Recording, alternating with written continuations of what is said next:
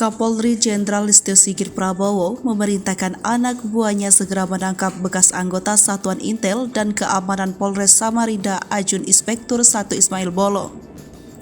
Ismail diduga menjadi backing tambang ilegal di wilayah Kalimantan Timur.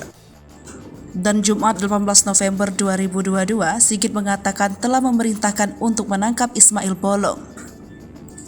Ismail Bolong ramai diperbincangan publik saat video pengakuannya sebagai pemain tambang ilegal di Kalimantan Timur viral pada awal November lalu. Ismail mengatakan menjual batubara ilegal itu kepada Tan Paulin, trader batubara asal Surabaya itu diduga sering bekerja sama ke beberapa pejabat Polri, seperti kepada Kepala Badan Reserse Kriminal Umum Komisaris Jenderal Agus Andrianto. Dalam sebulan, Ismail dan para pemain tambang ilegal lainnya mengumpulkan sekitar 10 miliar rupiah yang disetor satu pintu melalui Direktur Reserse Kriminal Khusus Polda Kalimantan Timur. Tak lama kemudian, Ismail membuat video yang mengklarifikasi pernyataannya sendiri.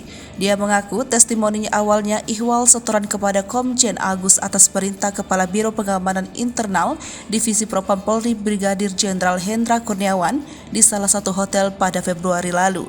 Namun Hendra lewat kuasa hukum Hendri Yosodiningrat membantah ucapan Ismail itu.